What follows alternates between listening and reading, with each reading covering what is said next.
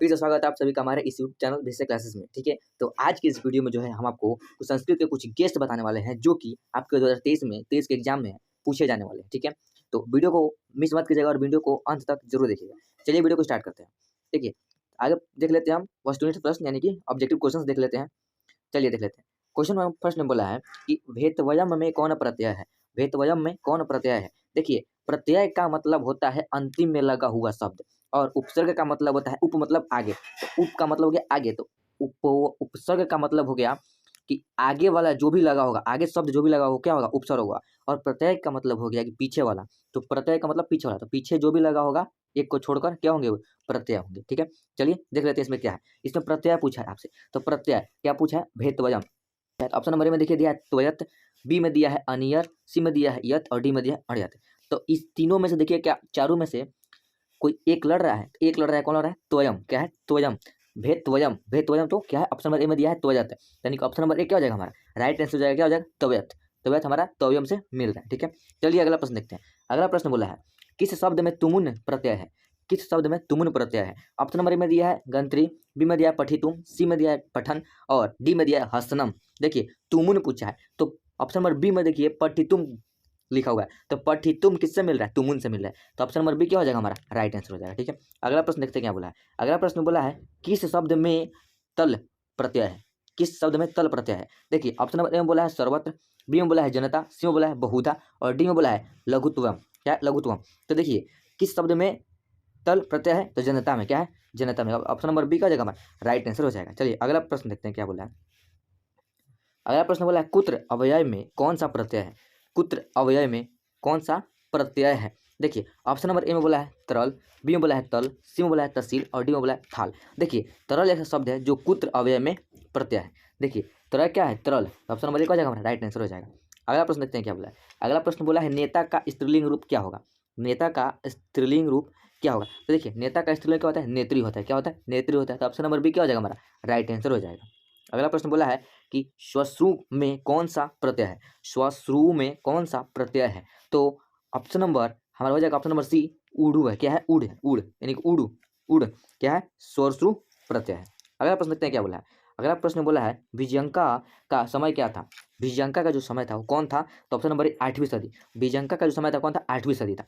चलिए अगला प्रश्न देखते हैं क्या बोला है। अगला प्रश्न बोला है दक्षिण भारतीय संस्कृत के लेखिका कौन है। दक्षिण भारत जो था, दक्षिण भारतीय संस्कृत के लेखिका कौन है, तो दक्षिण भारत संस्कृत के लेखिका जो है वो है ऑप्शन ए में दिया है शीला भट्टारिका, बी में दिया है राम भद्राम्बा, सी में दिया है देव कुमारी और डी में दिया है इनमें सभी। देखिए दक्षिण भारतीय संस्कृत की लेखिका जो है आपका शीला भट्टारिका भी थी, राम भद्राम्बा थी और देव कुमारी, तीनों थी, तो ऑप्शन नंबर डी का जगह राइट आंसर हो जाएगा। ये आपका मस्ट बी प्रश्न है। ठीक है, इसको आपको ध्यान में रखना है।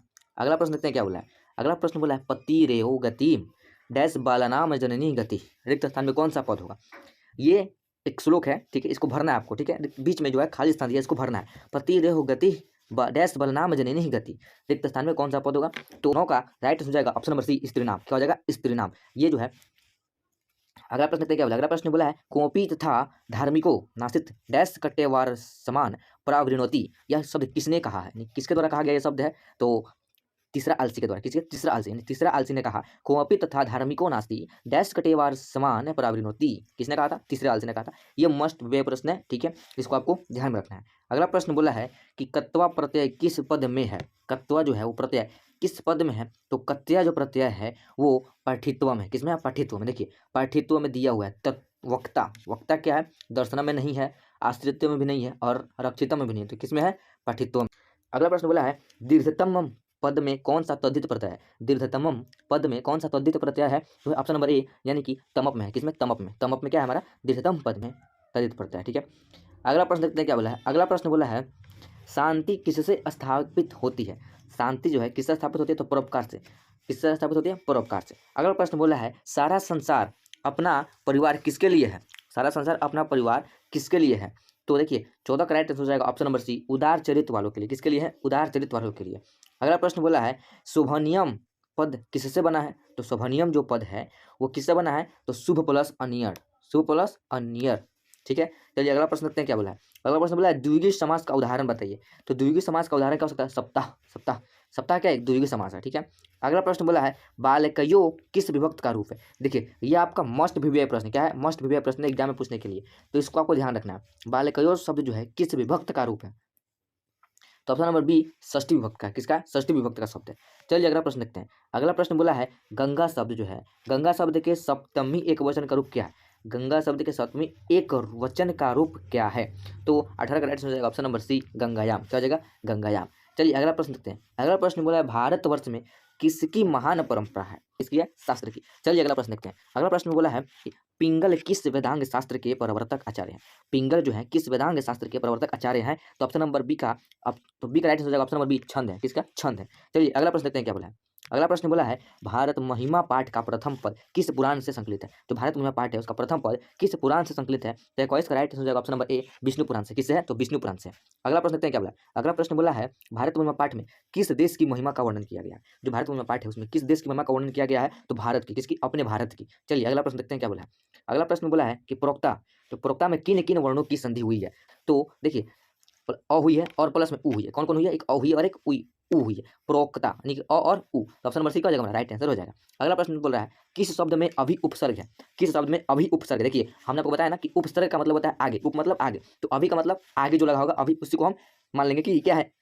अभी है, ठीक है। अगला प्रश्न देखिए बोला है किस शब्द में अभी उपसर्ग है? तो देखिए ऑप्शन ए में बोला है अभेदम, बी में बोला है अभूतियम, सी में बोला है अभेदितम अभेदिकम और डी में बोला है अभिवादनम, ठीक है। तो 24 का राइट आंसर हो जाएगा ऑप्शन नंबर डी अभिवादनम, क्योंकि पूछा है क्वेश्चन में अभी उपसर्ग है, तो उपसर्ग का मतलब आगे होता है, तो आगे देखिए तो किसके आगे लगा है? अभी। तो ऑप्शन नंबर डी में देखिए अभिवादन में लगा है आगे अभी, ठीक है। तो हमारा ऑप्शन नंबर डी क्या हो जाएगा? राइट आंसर हो जाएगा। अगला प्रश्न देखते हैं क्या बोला है। अगला प्रश्न बोला है किस समास में सभी पद प्रधान होते हैं? तो 25 का राइट आंसर हो जाएगा ऑप्शन नंबर ए द्वंद्व समास में क्या होते हैं? सभी पद प्रधान होते हैं। अगला प्रश्न बोला है शास्त्रार्थ कुशला का विग्रह क्या है? शास्त्रार्थ कुशला का विग्रह क्या होगा? तो 26 का राइट आंसर हो जाएगा ऑप्शन नंबर बी शास्त्रार्थे कुशला। शास्त्रार्थे कुशला। चलिए अगला प्रश्न बोला है क्या शैशवावस्था में संस्कार कितने हैं? शैशव व्यवस्था के संस्कार कितने हैं? तो 27 का राइट आंसर हो जाएगा ऑप्शन नंबर ए शैशव व्यवस्था में कुल 6 संस्कार है। कितने संस्कार है? 6 संस्कार है। अगला प्रश्न बोला है कि पुंसवन संस्कार कब होता है? जो पुंसवन संस्कार कब होता है? देखिए पुंसवन संस्कार जो होता है कब होता है? जन्म से पहले होता है। पुंसवन संस्कार कब होता है? जन्म से पहले होता है। अगला प्रश्न बोला है अपनी उन्नति चाहने वालों को कितने दोषों को त्याग देना चाहिए? देखिए अपनी उन्नति अपनी खुशी चाहने के लिए कितने दोषों को जो है आपको त्याग देना चाहिए? तो कम से कम 6 जो है दोषों को आपको त्याग ही देना चाहिए, ठीक है। चलिए अगला प्रश्न देखते हैं क्या बोला है। अगला प्रश्न बोला है घर की शोभा कौन है? पुरुष है, स्त्री है, पुत्र है कि पुत्री है? तो घर की शोभा जो है स्त्री है। कौन है? स्त्री है। चलिए अगला प्रश्न देखते हैं। अगला प्रश्न बोला है किम प्लस तहसील से कौन शब्द बनेगा? किम प्लस तहसील से कौन शब्द बनेगा? तो 31 का राइट हो जाएगा ऑप्शन नंबर ए कुत। क्या हो जाएगा? कुत, कुतम।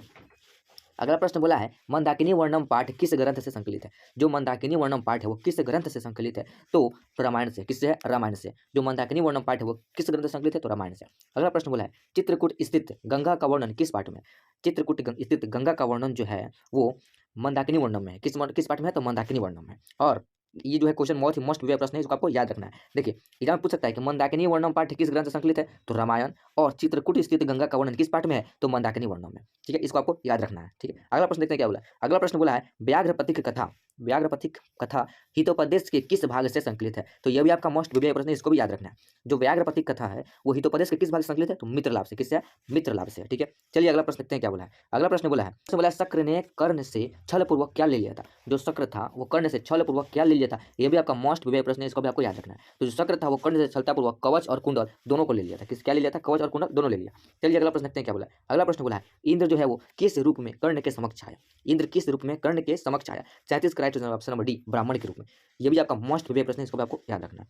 अब अगला क्वेश्चन बोला है मूषक प्लस स्टाप से कौन सा शब्द बनेगा? मूषक प्लस स्टाप से कौन सा शब्द बनेगा? तो देखिए मूषक प्लस स्टाप से मूषिका शब्द बनेगा। कौन सा? मूषिका। कौन सा शब्द बनेगा? मूषिका शब्द बनेगा। अगला प्रश्न बोला है स्थितः में कौन प्रत्यय है? स्थितम में कौन प्रत्यय है? जब प्रत्यय का मतलब क्या? अंत में जो लगाओ। तो 29 राइट हो जाएगा ऑप्शन नंबर बी यानी कि कत।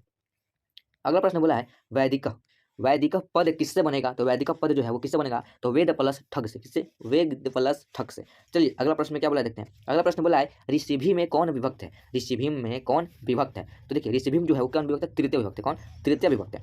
चलिए अगला प्रश्न बोला है कि वध किस लकार का रूप है? वध जो है वो किस लकार का रूप है? तो वध जो है वो लोट लकार का रूप है। ये भी आपका मोस्ट वेव प्रश्न है, इसको आपको याद रखना है। लट लकार, लोट लकार, लिट लकार और लंग लकार, ये क्या है आपका मोस्ट वेव प्रश्न है। इससे आपके एग्जाम में जो है 15 क्वेश्चन जो है ऑब्जेक्टिव से आते हैं, ठीक है। तो इस चारों को जो है, इस चारों लकार को आपको क्या करना है, ध्यान से आपको याद कर लेना है, ठीक है। चलिए अगला प्रश्न देखते हैं क्या बोला है। अगला प्रश्न बोला है पटना शब्द जो है वो किस शब्द से बना है। पटना शब्द किस शब्द से बना है, तो पटना जो पाटली से बना है। क्या बना है, पाटली से बना है। चलिए अगला प्रश्न देखते हैं क्या बोला है। अगला प्रश्न बोला है गुरु गोविंद सिंह जो है किस धर्म के गुरु थे। ये भी आपका वेरी वेरी मोस्ट वीवीआई प्रश्न है, इसको आपको क्या करना है, याद कर लेना है। इस तरह एग्जाम में पूछने की 100% संभावना है, ठीक है। जो गुरु गोविंद सिंह है वो किस धर्म के गुरु थे, तो जो गुरु गोविंद थे वो सिख धर्म के क्या थे, गुरु थे। चलिए अगला प्रश्न देखते हैं क्या बोला है। अगला प्रश्न बोला है अयम किस शब्द का रूप है। अयम, जो अयम है वो किस शब्द का रूप है, तो अयम जो है अदस्क शब्द का रूप है। किसका है, अदस्क का। चलिए अगला प्रश्न देखते हैं क्या बोला है। अगला प्रश्न बोला है पचयु विधिलिंग लकार के किस पुरुष का रूप है। पचयु विधिलिंग लकार के किस पुरुष का रूप है। तो देखिए 46 का राइट आंसर हो जाएगा ऑप्शन नंबर सी, प्रथम। कौन सा है, प्रथम। चलिए अगला प्रश्न देखते हैं क्या बोला है। अगला प्रश्न बोला है क्रिया के साथ किसका साक्षात संबंध होता है। क्रिया के साथ किसका साक्षात संबंध होता है, तो देखिए क्रिया के साथ हमेशा कारक का साक्षात संबंध रहता है। किसका रहता है, कारक का रहता है। अगला प्रश्न बोला है सत्यमेव जयते डैश किस उपनिषद से संकलित है। सत्यमेव जयते किस उपनिषद से संकलित है, यह भी आपका मोस्ट हुआ प्रश्न एग्जाम में आने की संभावना है बहुत ज्यादा इस साल, ठीक है। तो सत्यमेव जो जयते हैं वो किस उपनिषद से संकलित है, तो ऑप्शन नंबर बी मुंडकोपनिषद से। किससे, मुंडकोपनिषद से, ठीक है। अगला प्रश्न बोलता है कि किसकी जीत नहीं होती है। यह भी आपका मोस्ट हुआ प्रश्न है, इसको भी आपको याद रखना है। तो देखिए असत्य के जीवन कभी जीत नहीं होती है, ठीक है। तो किसकी जीत नहीं होती है, तो असत्य की कभी जीत नहीं होती है। अगला प्रश्न देखते हैं क्या बोला है। अगला प्रश्न बोला है भारत महिमा पाठ में कुल कितने पद हैं। तो देखिए भारत महिमा पाठ में कुल 5 पद हैं। कितने पद हैं, 5 पद हैं। ये भी आपके क्या है, मोस्ट वीवीआई प्रश्न, इसको भी आपको याद करना है, ठीक है। तो देखिए हमारा आज 50 क्वेश्चन फाइनल हो गया संस्कृत में। तो इस 50 क्वेश्चन में जितने भी हम आपको वीवीआई क्वेश्चन बताए हैं उसको आपको क्या रखना है, याद कर लेना है, ठीक। और अगले वीडियो में हम और 50 वीडियो बनाकर डालेंगे ऑब्जेक्टिव का, उसको आपको ध्यान रख लेना है, ठीक है। तो यहाँ तक आपको समझ में आ गया होगा। तो अगर वीडियो पसंद आए तो वीडियो को लाइक और शेयर जरूर कीजिएगा और हमारे चैनल को सब्सक्राइब जरूर कीजिएगा। मिलते हैं फिर हम आपको अगले वीडियो में, तब तक के लिए धन्यवाद।